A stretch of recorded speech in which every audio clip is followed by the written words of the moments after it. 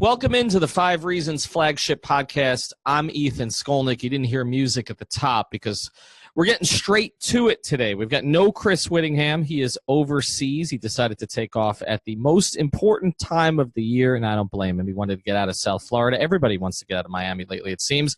And so today I am joined by Uptown Report. That's how you know him on Twitter. He's Alfredo Arteaga.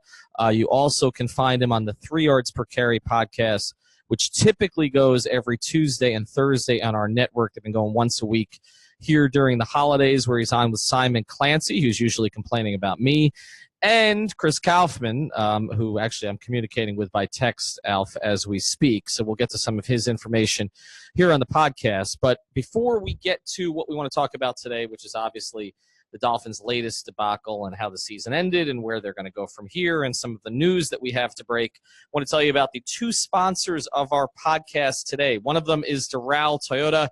One of our great partners, which like us is pure South Florida. Doral Toyota, you can find all of your favorite Toyota models, whether you're looking for a new, used, or certified pre-owned vehicle. They're located over at 9775 Northwest 12th Street. That's 9775 Northwest 12th Street, just a few blocks from International and Dolphins malls. Experience the Doral difference. Actually, I said Dolphins malls. It's actually Dolphin malls. We don't want to associate Doral Toyota too closely with the Dolphins. Experience the Doral difference, which means 4 years of complimentary maintenance and roadside assistance on all new vehicles, in-house financing available for credit-related issues. And here's the big thing. If you mention 5 Reasons when you call 305-680-1129 or come into the dealership, you work directly with a dedicated manager, not a salesperson. So you will talk to the Steve Ross of 5 Reasons, not the Matt Burke. Unlike other dealers, Doral Toyota prides itself on an honest and transparent buying process. That's Doral Toyota, DoralToyota.com, or stop in at 9775 Northwest 12th Street. Vamos, let's go. But before we do, the other sponsor of our podcast is Brunt Insurance. All of your protection under one roof. Brunt Insurance offers home, auto, commercial, and life insurance, and they're licensed to write insurance for the entire state of Florida. That's Pensacola all the way down to the Keys. They've got multiple carriers for all the product lines to ensure you're paying the lowest possible rate in your area, and they're also proud sponsors of the Homes for Heroes program, which offers special discounts for first responders, teachers, military, and healthcare professionals. Call Greg. Talk some Dolphins with him. He's frustrated also. At 954-589-2204. That's 954-589-2204 to reach Brunt Insurance, or go to bruntinsurance.com. All right, let's get to the podcast. Now, Alf, right now, are you at home? Yes. Okay. I'm sitting in a photo room at American Airlines Arena. I watched the Heat lose today, which was a perfect capper to this day. But their coach did not get fired. He's not going to get fired. Eric Spoelstra is going nowhere. One coach in this market resigned today, Mark Richt, at about 12:48, right before the Dolphin game started, just to give as little relevance to this Dolphin game as humanly possible. And then the other Dolphin coach went out and lost by 3.5 touchdowns to the Buffalo Bills and fell to 31st in the league in offense. So let me ask you this first. Is the ink dry on that contract to Temple by Manny Diaz, or is there a way to take that one back? Well, I said today, like, I understand why Mark Richt didn't do this 3 weeks ago, because that was prior to the bowl game. But it would have been nice if Mark Richt did this 3 weeks ago, because they would have had their head coach already in place. And look, the buyout for Manny Diaz at a Temple is not going to be as big as the buyout for Mario Cristobal in Oregon. And you're also not fighting a school in Temple that is backed by Nike money like Oregon is. I've heard that Cristobal is their top target, and we're going to talk more Canes as the week goes on. Luis Zabala is going to join me as the Whittingham stand-in tomorrow, and he has a pretty close relationship with Cristobal, so I think that'll be pretty good. But, yeah, look, nothing worked out for the Canes this year, and I feel kind of stupid because when we had Chris Fisher on Alf to talk about the 5 biggest sports stories of South Florida for 2018, this is why you wait, right? Because I had, I think, Richt and the Canes at number 3, behind sort of the Heat, becoming mediocre, and then Dwayne Wade returning. And I would have had them first, probably, actually. Because, it was just a total disaster. You go from 10-0 last year to losing your last 3 to going 7-6 and, not beating any high-level schools except beating down FSU and Virginia Tech. I mean, it's been a disaster, and it's the only thing that could have been more a disaster than the Dolphins. So transition to that. I don't want to spend a lot of time on today, right? But Gase didn't either. I don't think. No, he certainly didn't. Did he go to the game? I wasn't sure. The only time I was aware that Gase was there was in the press conference when Kim Bokamper asked him a perfectly reasonable question. I've noticed that Bokamper is the only one who asks questions in these post-game press conferences. That Bo asked him a totally reasonable question about evaluating the season and when he was going to do that, and Gase proceeded to name every player on the roster who was not available to him in the last 3 weeks. That was the answer that he had. The excuses never stop. But what did you make of today? Let's hit on that first. Well, if there was one play that really embodied the entire season, and it at least embodied today, but it really embodied the entire season, there was a play sometime in the second quarter where the Bills, they have a guy called Jerry Hughes. And for fans that are not as, obsessed with the NFL as we are on 3 yards per carry, Jerry Hughes is a hell of a pass rusher. He's probably top 5, 6 in that neighborhood. They flex out into a wide 9, which is our system. It's outside of the tackle. And who's out there to block him is Nick O'Leary. Now, okay, Nick O'Leary's a nice player, but he shouldn't be blocking guys that are headed for 13 and 14 sacks in the season. And Larry Tunsil looks back at Tannehill and says, okay, I got a defensive tackle lined up right in front of me. So obviously O'Leary has him, right? And Tannehill doesn't change the play. The ball gets snapped, and sure enough, Jerry Hughes comes across the edge. Mm-hmm. It's a sack, fumble. They recover the football, and it's pretty much game over from then on, because it becomes from a 14-14 game to 21-14 and so forth. So this team just never really seems to learn or adjust or even breathe during games. It's like whenever something bad happens, they just compound it. Like there's a fire, somebody go get a gallon of gasoline to throw it on top of this. Well, it's interesting you mentioned that play, because I happened to get in the car right before that play. So I was listening to the radio broadcast, and Joe Rose just eviscerated Tannehill for that play. Just not understanding who was in protection there and what was going on. And I think if we were to kind of sum up the Dolphins season, I was thinking about this today. It's great that you mentioned that particular play. I would say their slogan should have been lack of awareness. The whole, to me, everything with them was lack of awareness. It was lack of awareness, for Matt Burke in terms of changing coverages when they needed to be changed, or playing the right players at the right time, or lack of awareness for certain things that Adam Gase said publicly, or lack of awareness for Ryan Tannehill in the pocket, or lack of awareness for the players that you should be using instead of other players. It just is an organization that I haven't seen the movie, because I got to admit it, Alf, I don't have Netflix. I own the stock, but I don't actually subscribe to Netflix. I'm like the last. You should be selling that pretty soon. Well, I know. I started to short it actually at one point, but yes, right now I own it, and so I don't have Netflix. I'm like the last person alive that doesn't. But I obviously see the memes, the Bird Box memes, and seriously, just put the blindfold over the Dolphin logo. Let's just do that and go, because I feel like they're operating in the dark. Everything they're doing is operating in the dark, and that was today. And the reason I don't want to make too big a deal of today is I did a patron commentary 2 hours before the game to say, let's not make anything of today. Because my concern, Alf, was that Steve Ross, who seems to be affected by the last thing he sees all the time. Mm-hmm. This is 2014 where he brought Philbin back at the end. Because he's a fan. He's a fan. I tell people all the time, you may think that this guy's just in his penthouse in New York. No, he's a fan. He watches the game as a fan. That's not good. He feels your pain. He feels your pain. The same pain you're feeling, he feels it. Right. Well, Bill Clinton felt our pain, but it's not great all the time that he does that, because he reacts to the last thing that he sees. And so my concern about today was going to be that, for better or worse, whether they played well or they played poorly, that he was going to make a decision based on today. And so if I'm going to say before the game that he shouldn't do that, then I'm not going to focus on what a debacle this was. But it was a debacle, okay? It was awful, all right? It was awful, and it was the culmination of everything that's happened this season. And I think it would have been the same if the game meant something. See, that's the problem, is that, like, everybody's like, well, yeah, exactly. And so people are like, well, if the Jacksonville-Buffalo games are really – no, the Jacksonville game did mean something before they played it. Now that everything broke – there were like 8 results in a row that went against the Dolphins during that period of time, like around the league. But if it had meant something, they would have lost it anyway.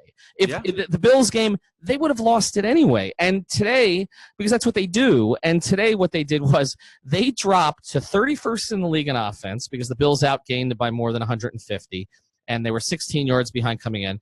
And they also posted a minus 114 point differential on the season, which put them 30th in the league, ahead of only Arizona and Oakland. And this, Alf, was my argument all year, okay, was that they were simply nowhere near as good as their record the whole season. And that eventually, injuries or no injuries, and we're going to touch on those, but injuries or no injuries, that was going to catch up with them. When you have a point differential like that, it was going to catch up. And for everybody who says, well, they could have won the Cincy game if Tannehill doesn't get hurt and start making stupid decisions, sure. They could have won the Indy game if Gase doesn't brain lock at the end of that game and a bunch of things don't break wrong and Luck doesn't make a play and maybe there's a holding call that should have been called. Okay, but then also if you're going to take those two, if Charles Clay hadn't fastened himself to the end zone, if Cody Parkey hadn't missed a kick that he always makes on a field that he was comfortable kicking on, and if you don't get one of the greatest plays of all time to beat the Patriots, those are 3 wins that could have been losses. So I always based it on what the metrics were saying, and the metrics were saying that this was playing like a 5-11 team the whole year. And so 7-9 is actually better than that. They beat the over-under. I know because I bet it. It was 6.5. I know you bet it also. And so they beat that, but they were no better than that. And so I think it's the only good thing about today, Alf, is the result was so resounding that if it had gone the other way, my concern was if the Dolphins went up there and put up 42, right? Okay, then like Ross was going, they were playing hard for Adam Gase, and right, like I was afraid he was going to go that direction. I guess it's better if it was going to be a catastrophe that it would have this kind of that's what it would be. And so essentially Ross can't go if he was thinking of getting rid of people he needs to get rid of, he's not going to go against that now. Yeah, let's just take it chronologically this season. They had every single opportunity to show us that they were a little bit better or even really good. Let's just go right back to the fourth game of the season against the Patriots. On the podcast, I said I didn't even expect them to win. I was asking them to lose by a touchdown. Had they done that, they would have showed me, okay, this is a different team that's ready to compete with the Patriots, ready to at least push them right down to the wire, even though they're fading. No, they don't do that. They lose 38-7. They get blown out. The following week, they're in Cincinnati. They have a 17-point lead. They blow that in the fourth quarter. Okay? Now, forget about the Indy game, but you have Detroit at home, a team that's completely reeling, and they run for almost 270 yards on you. Okay? So Tannehill gets hurt. He comes back. You play Indianapolis in what is essentially a loser-go-home game, and you're playing a pretty hot team with a pretty hot quarterback that had averaged over 30 points a game for 5 consecutive weeks, had beaten everybody by double digits, and you have them down by 10 points in their place with 5 minutes to go. You blow that too. Now, you have all of these opportunities that keep getting presented to you, and you keep blowing them, even though that there's 3 games left, and you decide, okay, all right, fine. Beating the Minnesota Vikings is probably too tall of an order, but why not? They're a 500 team that's also reeling. They had also fired their offensive coordinator. No, you go down 21-0, you draw close, and then you get completely blown out.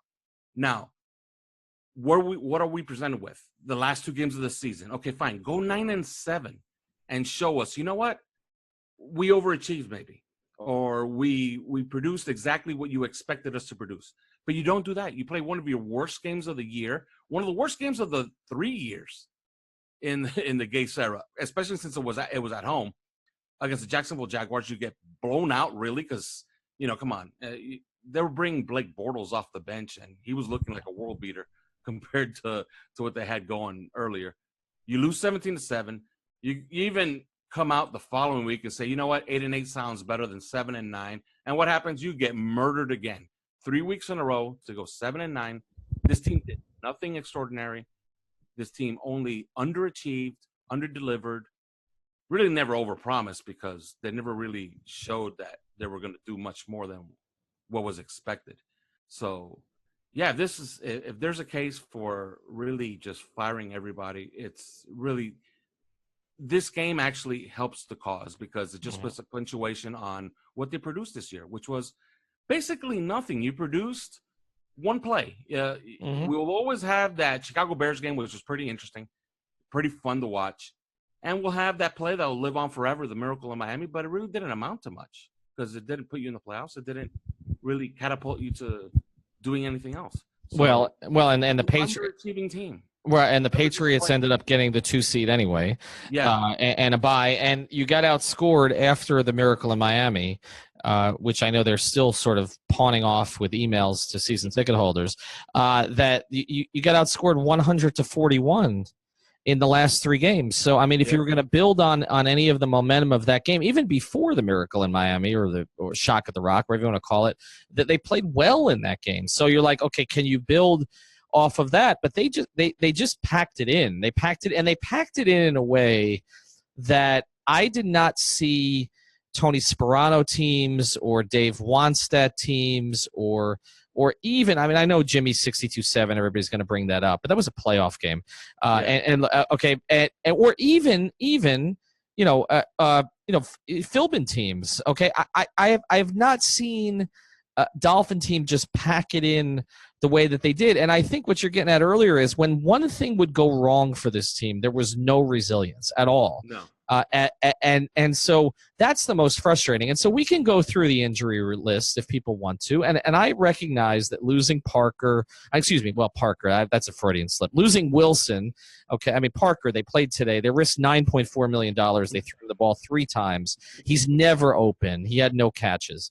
But losing Wilson and losing Grant, even though he wasn't playing enough. Okay, I'm not going to count Gore. I mean, that was the last 2 games of the season, and they needed to get Ballage on the field anyway. And so losing Sitton when they did. Okay, losing Kilgore, even though he might not have been playing well. Losing William Hayes. I mean, it's a long list of people that they lost. But they also had a bunch of people who played who gave them nothing this year. They got nothing from Mike Gesicki. They got nothing from Charles Harris when he played. They got nothing from Robert Quinn for a 4th-round pick. They got very little from Kenyon Drake compared to what they were supposed to get, and I blame the coach for a lot of that.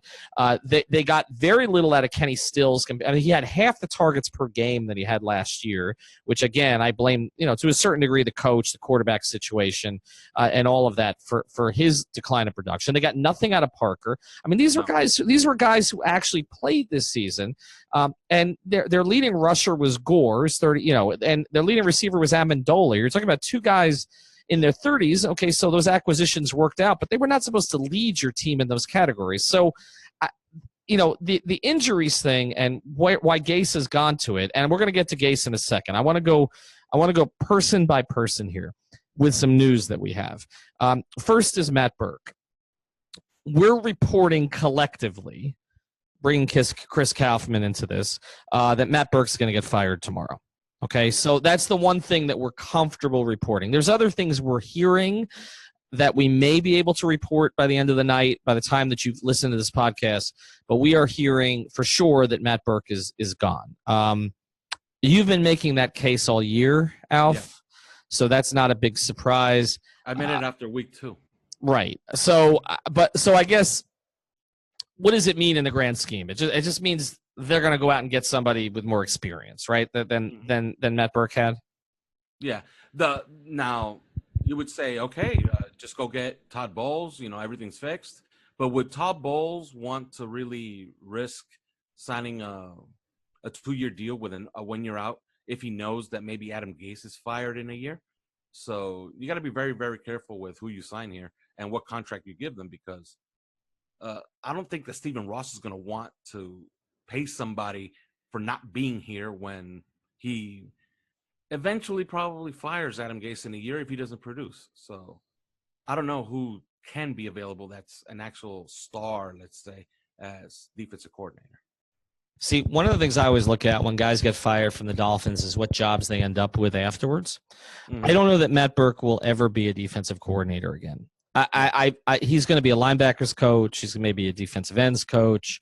I don't know that he'll ever be a coordinator again. There's been so many of these guys who've come through here, and they never end up with a job as high as the one they had with the Dolphins, which tells you something about the way that the Dolphins hire people. But look, this had to happen. You've made the case before that the Dolphins had better talent on their defense than it was playing to. And I think even with the injuries, and again, Gase went through all of them today. It was frankly pathetic. Okay. I mean, it's just, he's got it at the tip of his tongue. I mean, I'm down here at the Heat today, and I'm just, I'm thinking about Eric Spoelstra ever doing what Gase did. Like, I mean, yeah, Spo always says we have enough. We have enough. Even when we know that it's obvious that you do not have enough, right? You can't win this game, but he still says, yeah, we have enough. We have enough to win.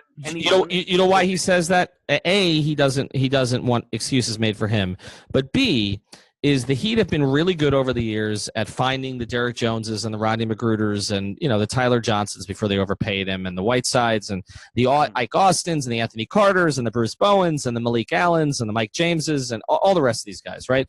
And what they do is they never want to make those guys feel like they're inadequate compared to the players that they're replacing. And I'm listening to Gase today, and he basically was telling you exactly what Gary Stevens said to Kevin Ding, who was then at the Miami Herald. He now works for Lakers.com, back, I believe, in 1997 or 98, where Gary Stevens, the offensive coordinator at the time, asked Mark Clayton and Mark Duper about Gary Stevens. They had some interesting things to say on the Fish Tank podcast, where Ding caught Gary Stevens in the parking lot in Davie, and Stevens was about to get fired. He says, "What do you want me to do? Make chicken salad out of chicken shit?" Yeah. Okay. And I feel like that's what Gase is saying. That's what he's saying to his team. He said today, essentially, in not so many words, but this is what he was saying. He kept talking about third down, right? And their third down numbers are awful, all right? Yes. And he kept talking about third down, and he kept saying, well, we don't really have a play for that. Like, we're okay if we get into third and short, but third and long. And then he started talking about using Balaj out of the Wildcat. Dude, you're the head coach, the play caller, and the offensive coordinator, essentially. Like, if you don't have a play for that, isn't that your problem? Are you're blaming the guys that you have in there when a lot of those guys are guys you wanted and you cleared out other players to make room for them? So it's the whole thing is insane to me. But as far as Burke goes, before we go on, I think nice guy, good story, likes to backpack. It's all cool. Wasn't really good talker. I know you spoke to him a little bit before the season. Not really fit to be the defensive coordinator of this team. All right, so let's get to the next one, which is Gase. And I'm doing this first because the Dolphins always do things backwards. So let's do this backwards. Chris Kaufman has a theory, and I've come around to this theory, and I know he's talked to some additional people since. I've talked to some former players who kind of have an in the Dolphin locker room since. Some of the Dolphins' comments from the last couple of weeks have struck me as interesting. Adam Gase has talked. I'm not saying he's coached like, although he has to a degree. He's talked like a guy who wants out of here. He's done like this accountability thing. Like has always been an issue for me. But every time I used to bring it up, you guys would shoot it down, or somebody on Twitter would shoot it down.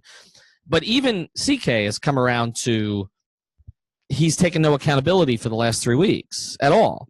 No. And it's enough of a departure that it has to be intentional. like it has to be. He can't be this tone deaf where he's trying to get fired. First he's blaming the road woes on playing teams that were that were hot, right? I mean Buffalo was hot. I mean, was he going to include that one? They got outscored by more than 130 points this year on the road. They were 1-7. It doesn't really matter because the rebuttal to that is, okay, you played a really hot Indianapolis Colts team.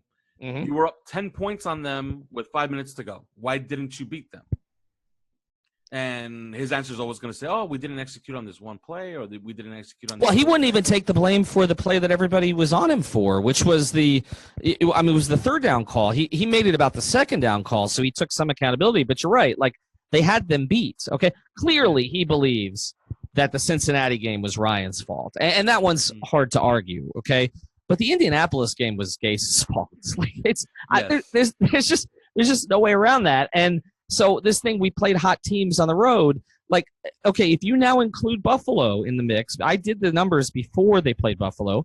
The teams, I would have to look at the other teams and what they did today because that plays into it. But essentially, those teams had a 500 record this year against everybody else. Okay, so yes, their record was better than 500 overall, but that's because they went 7-1 against the Dolphins.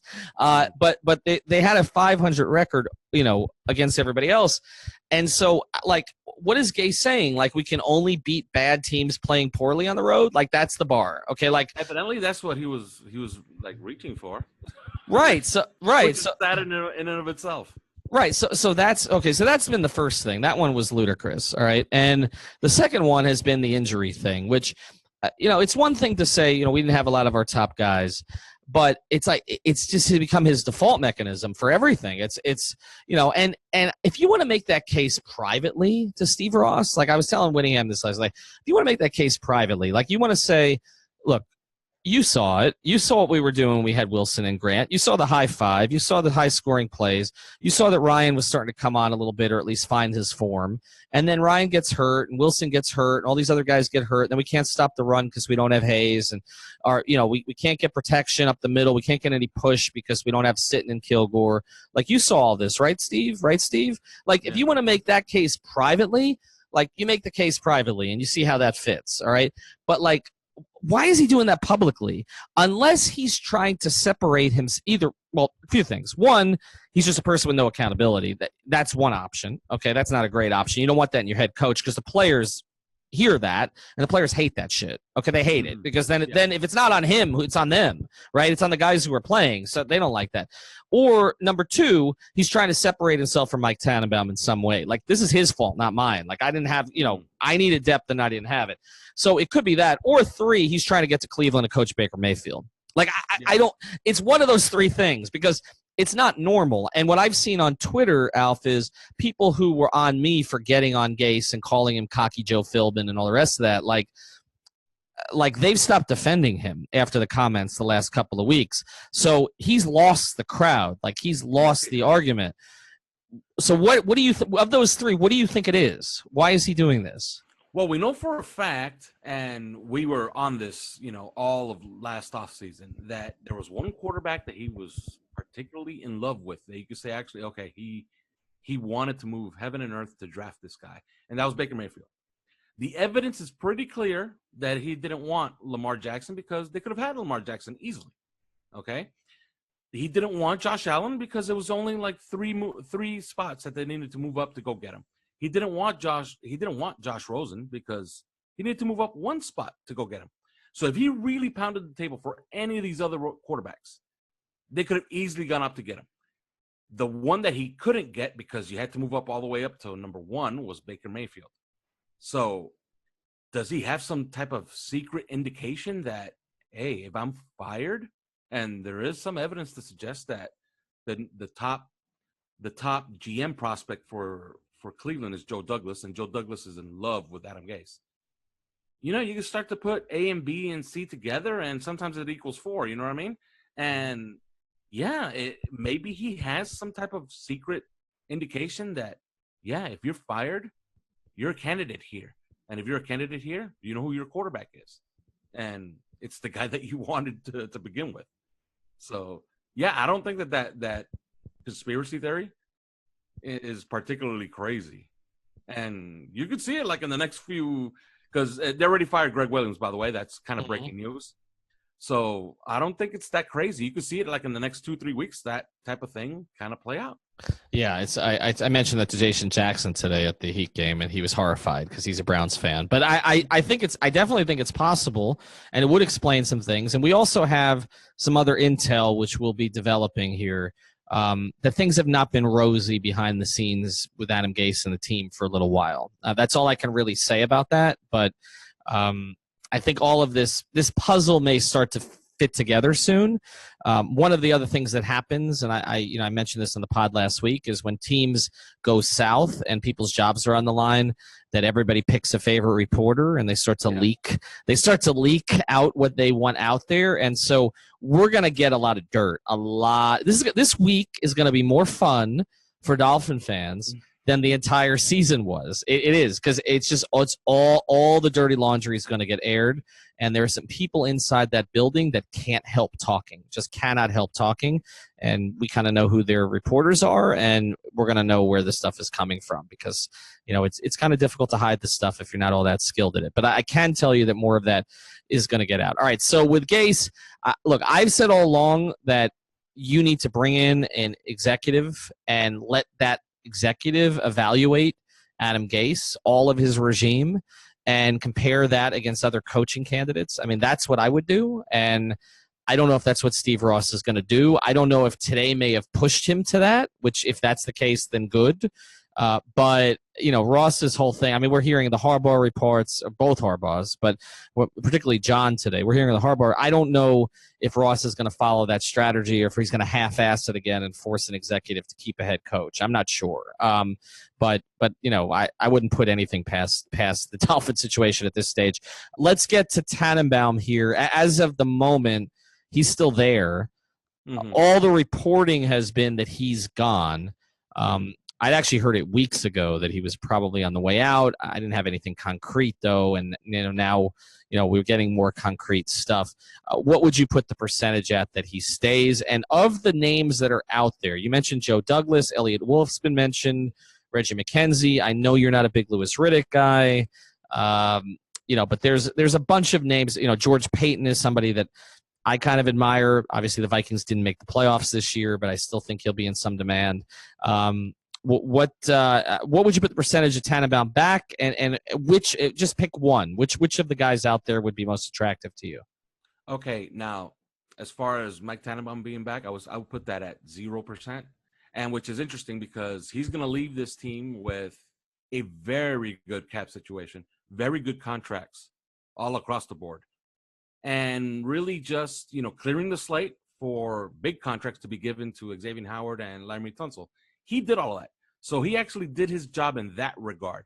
Where he didn't do his job, of course, were all the bad contracts he handed out and the players that he kind of forced upon the front office, like maybe Jordan Phillips, maybe Devontae Parker. Those are the names that people like to assign to Mike Tannenbaum. So I would say that there's like 0% chance that he's back. As far as like bringing somebody in, yeah, George Patton makes a lot of sense. But why not just elevate to the VP role, Dan Marino, and hand more responsibility to Chris Greer? Mm-hmm. Okay, Ozzie Newsome is going to be, well, he's not going to be fired, but he's going to retire at the end of the year.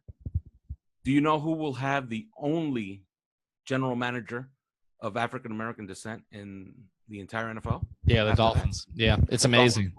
Okay, so I think that's something that Stephen Ross cares about, and Chris Greer has a very good reputation. Trust me. If he were fired today, he would have a job tomorrow. And if he wouldn't have a job tomorrow, it's because he's probably interviewing across the league to 8, 9, 10 teams to become either regional scout or head of pro personnel, or maybe even general manager, maybe even vice VP. So I think that's, if you're going to keep the current regime and you want to assign more power to somebody with a very good reputation that everybody likes, that has actually kind of a proven track record, because a lot of his evaluations have made it through, the rumor mills and who wanted who and who wanted what. And we ended up drafting this guy because of this guy said what. Well, Chris Greer is a guy that checks a lot of boxes. Why not elevate Chris Greer to full general manager and just give Dan Marino the VP role to oversee the entire operation and have them make the decision? Because I think I trust, especially now since they're going to be in the hunt for a quarterback, I trust those guys. I especially trust Dan Marino. Chris Coughlin said it in our last podcast, why not have a Hall of Fame quarterback try to sniff out your next Hall of Fame quarterback? So that's what I would favor. I would favor something along those lines and have those guys make the decision. Well, as far as been around Adam Gase this entire time. Right. Well, and that's see, part of my thing is, my preference is that Gase goes, and those two guys would probably keep him. But again, if I'm going to be consistent here and say you let them make the decision, then you let them make the decision. I agree with you that of everybody they have right now, we're talking about, the person who would be most in demand and the open market would be Greer. That's true. I'm with you on that. I think his record is somewhat difficult to evaluate because there have been some busts thrown in there with the booms. So when I look at Minnesota's draft record, I see like their last three drafts, everybody is still in the NFL, most of them are starting, and some of them are Pro Bowlers, and that even goes for guys that weren't even drafted, like Adam Thielen, or Diggs, who was drafted late, and others that they've got there. I'm okay with what you're talking about, in part because I do believe Dan Marino is at a phase of his life now where he would actually commit to this. In 2004, he had, I think, and where he wants to get away from his wife. Well, let's not get into that. But this, I think that's a phase. In all of our lives. I think. Well, I'm gonna keep quiet on that. But that's a phase in a lot of men's lives. Let's just leave it at that. What I would say to that is, his kids were not totally grown in 2004. They are now. They're out of the house. I think that, as far as I know, I think that changes the equation here a little bit. He doesn't have the TV gig anymore that he's giving up, which he was giving up last time to do this. I also think that he's been around a little bit more. There probably is more rapport with Chris Greer than there was with Rick Spielman. He didn't really know Rick at all.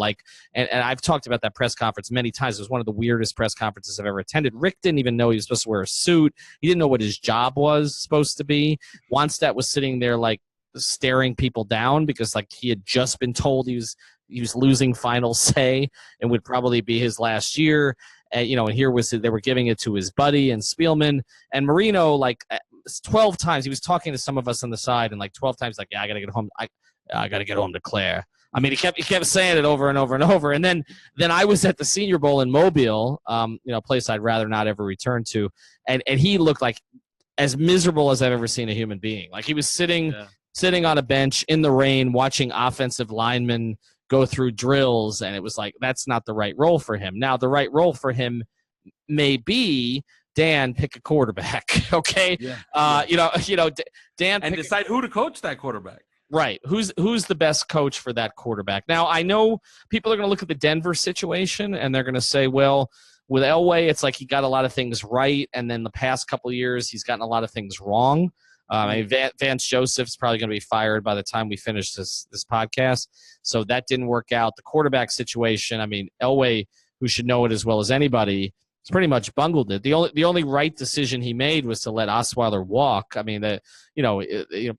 Lynch. The only thing that John Elway ever did in Denver was spend a ton of money on defense, and then just tell Peyton Manning, "Hey, you want to win with this number one defense?" That's all he did. Right. And yes, and they won a Super Bowl, and congratulations. But since then, it's been Paxton Lynch and Trevor Siemian and Case Keenum. And the defense keeps getting more and more talented, and they don't win anything. So I don't know necessarily that's a panacea for everything, but at this point, the only downside to me of Marino is that I really don't want his image to change. The only thing that the fans have from the past 35, 40 years is that 84 season, right? And Dan and the confidence and the fuck you attitude and all the rest of that stuff that made Dan. And if Dan looks like, executive who's getting played by other executives around the NFL, the way that some of the Dolphins executives have recently, or he bombs on a draft pick, or he picks the wrong quarterback, do I really want Dan Marino and Dwayne Wade in this market? I wouldn't want Dwayne to be the GM of the Heat, and sign James Johnson to a 4-year, $60 million contract to get blamed for it. There's a part of me that wants Dan to be in this bubble, where people just have this image of him as, basically the conquering quarterback and all the rest, and not a learn on the job executive. But other than that, I don't see really a downside to it. Now, of the other guys we've talked about, Elliott Wolf, we had Kyle Krabs on, from Grinding the Tape. He's a big Elliott Wolf guy. That one's interesting. I mentioned Peyton. The thing about him is that he's worked hand in hand with Spielman on in what has been a very successful, at least from a player procurement standpoint, organization in Minnesota. He's a smart guy. He's not old. He's the type of person who they've talked about running his own show for a long time. He's familiar with the Dolphin organization, even though he worked for Huizinga and not Ross. So that one's interesting to me. Reggie McKenzie's interesting to me. Like I feel like he was doing a good job in Oakland until Gruden got out there, and he has the Green Bay background, which I like. So there are options for Ross. I just wish Ross would make a decision to hire an executive and allow that executive to evaluate the head coach if he has the opportunity to do that. Last one here before we go, and again, this is a no-frills podcast. We didn't throw a bunch of music and all the rest of it. We just want to get right to stuff. John Harbaugh is going back to the playoffs with a rookie quarterback that the Dolphins could have drafted. But it doesn't seem like things are going well for him there in Baltimore, at least that there seems to be a desire to move on. Would you trade a draft pick of any kind for the rights to John Harbaugh?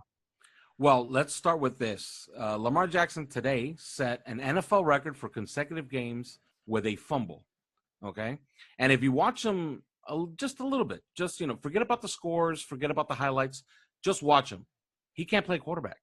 He's a running quarterback, but that team finds a way to win. And how do they find a way to win? Because he adjusts, because John Harbaugh is a really, really good coach.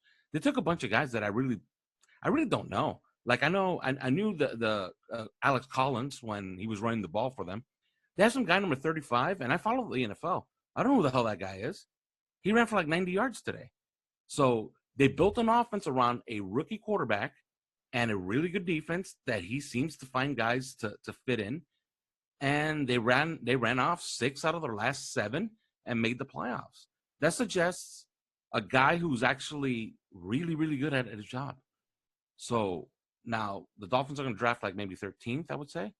That's a pretty high price to pay. But maybe Stephen Ross is desperate enough to actually trade that first-round pick for him. Now, would I trade that first-round pick? No, because I don't think a head coach is worth that much.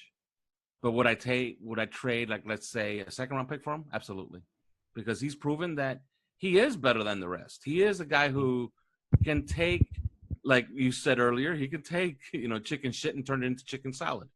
Because those teams, those Ravens teams that he's taken, they haven't been all that great. The one the one that he won a Super Bowl with, look at that roster. Yeah, they had some good defensive players. They weren't better than that 49er team. They just weren't. No. He's never had elite offensive talent. They've always struggled to find receivers. I mean, that year, he had Bolden was there that year, right? That was before because he was on both teams. But like he's never had. I mean, he had Torrey Smith for a little while, but he's never had like a collection of elite receivers. They've run through a bunch of backs. I mean, Ray Rice they had in his prime, and then he fell off, and then obviously was out of the NFL after that. But it's always one of those teams you look at the beginning of the year, you're like, wow, they're not really good. And then you're like, but they're probably going to make a run late in the season. Like they're probably going to get to 10 somehow. And I made the stupid mistake on BetDSI this year of going under, I think it was 8.5. And as soon as I did it, I was like, he's probably that's a 7-win roster, but he's probably going to, and Flacco's not very good anymore. He's probably going to get to 10.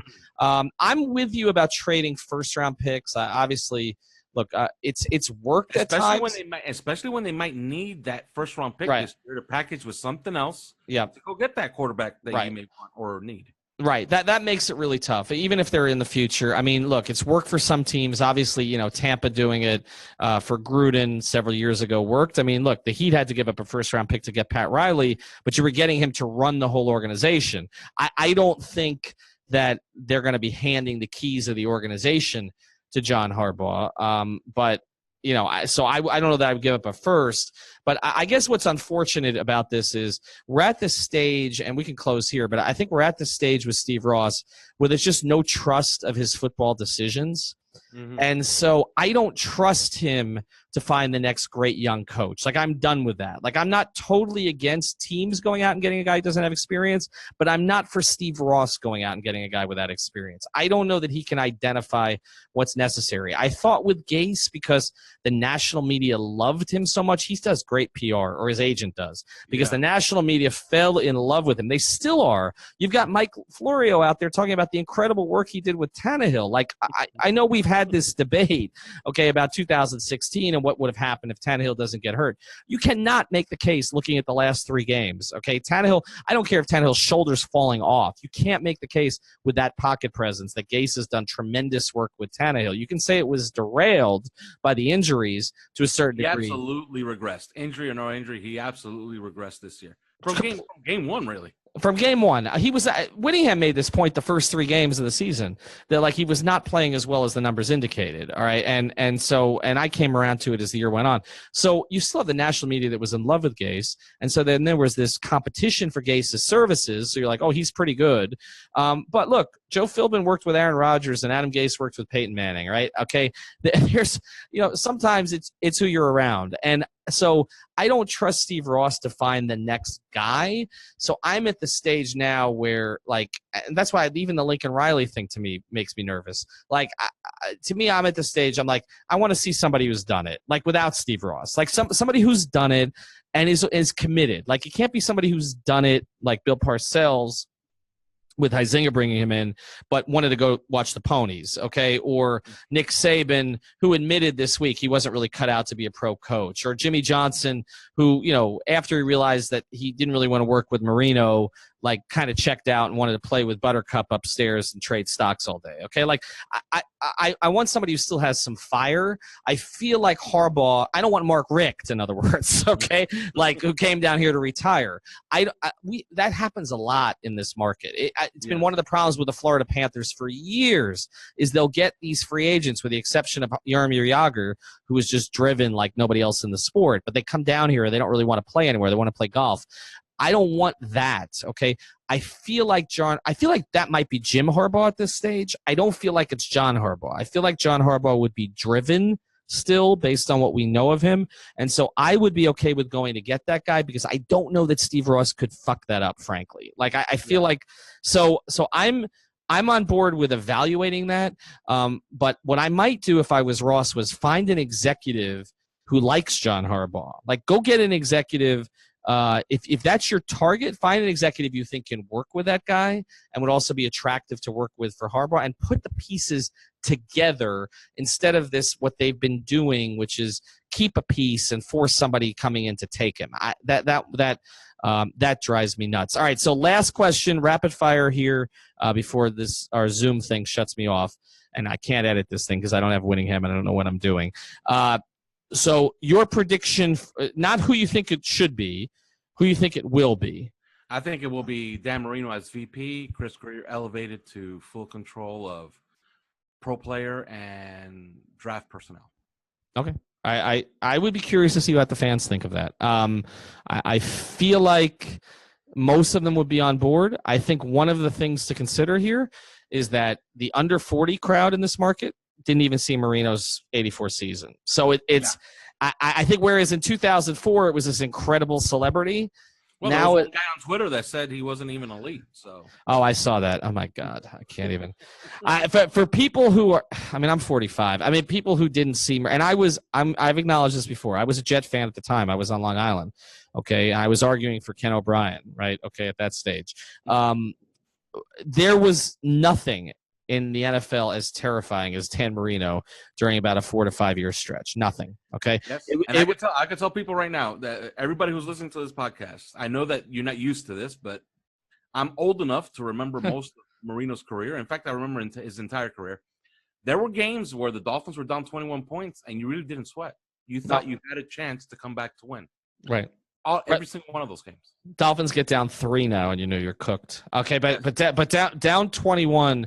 Yeah, no, there was total. I mean, if you were on the other side, again, I was a Jet fan. Like, if you were on the other side, like you were fucked basically. Like, he was over there, and the only other person in that 20 so-year period that was like that in any sport was Michael Jordan. He was the only one. You didn't feel that way with Montana, okay, as much. It's what Bill Walsh always said, that Joe Montana was, and this is the guy who coached Montana and Steve Young, and he said Joe Montana was the product of a system. Dan Marino was a system. So I don't want to hear anymore about how Marino wasn't that special, because that's ridiculous. But I'll be curious to see what the younger demo thinks of it. The younger demo that's been so frustrated, if they look at it like, oh, this is great, Dan Marino's here to save us, or, oh, Ross has run out of ideas and we've got a gimmick. It'll be interesting to see. The Dolphin demo tends to skew older than the Heat demo anyway, and they are reverential towards Dan. The only reason I don't want it to happen, Alf, is that we were hoping to get Marino on the fish tank pod here in the next few weeks, and if he gets this job, that ain't happening. I just saw Chris Bosh in the Heat locker room. We're supposed to get him on the Heat pod, and I'm like, or on the 5 Reasons pod, and I was like, okay, he's working with the Heat now. Like, that's not going to happen either. So it's all about us. Anyway, you can find Alf at Uptown Report or 3 Yards Per Carry. They'll have another episode this week. Chris Kaufman is out on Adam Gase. Took him a while, but he's there. Simon Clancy is out on me. Talk to you soon.